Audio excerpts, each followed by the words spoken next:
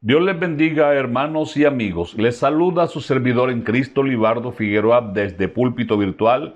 Y aquí estamos trayéndote personajes. En esta ocasión vamos a hablar acerca de las emociones. Primer libro de Reyes, capítulo 19, el versículo 3, dice la Biblia: en el nombre del Señor Jesús. Viendo pues el peligro, se levantó y se fue para salvar su vida, y vino a Berseba, que está en Judá, y dejó allí su criado. Señor Jesús, una vez más, Padre Celestial, háblanos, te lo ruego, conforme a tu propósito, Dios mío, que tu palabra llegue al corazón en este momento, en el nombre del Señor Jesús. Amén. El miedo hace parte de las emociones humanas. Quien diga que no tiene miedo, que no ha sufrido miedo, caramba, yo lo dudo, por no decir que es mentira. Porque el miedo nos ayuda en los momentos cruciales. Por ejemplo, usted va a cruzar una avenida por donde transitan muchas personas, por donde cruzan muchos automotores. El miedo es el que te dice que mires a un lado y a otro a ver si es el momento propicio para cruzar, de tal manera que la vida no corra riesgo.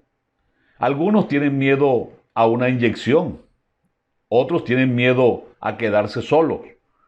Otros sienten miedo de hablar en público por temor a equivocarse. Otros están allí viendo pasar el tiempo y no se atreven a hacer nada por miedo a fracasar. El problema no es tener miedo. El problema es dejar que el miedo nos domine. Cuando el miedo se sale de su órbita natural, se convierte en pánico. Y el pánico nos hace actuar de manera desacertada, descoordinada, y tendemos a desconfiar de las promesas del Señor.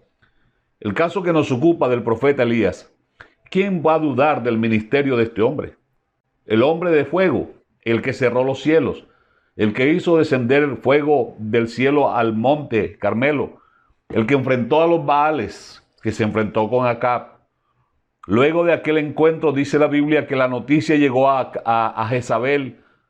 Cuando ella se enteró lo que Elías había hecho, dice: entonces Jezabel le envió la noticia a Elías diciendo: así me hagan los dioses y aún me añadan, si mañana a esta hora yo no he puesto tu persona como la de una de ellos. ¿Qué pasó? Que aquella noticia de Jezabel llegó a Elías.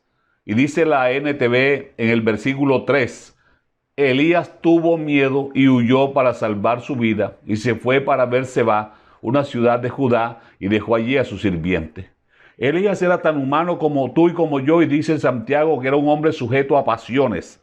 Así que el miedo es una de esas pasiones o emociones.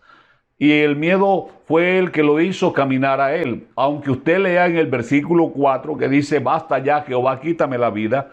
Realmente él no se quería morir. Porque si él se hubiese querido morir, se hubiera dejado encontrar de Jezabel y ésta le hubiera hecho el favor. Pero él sentía miedo y por eso se fue huyendo. ¿Cuántas personas hay ahorita mismo que están encerradas en prisiones de miedos, temor al que dirán?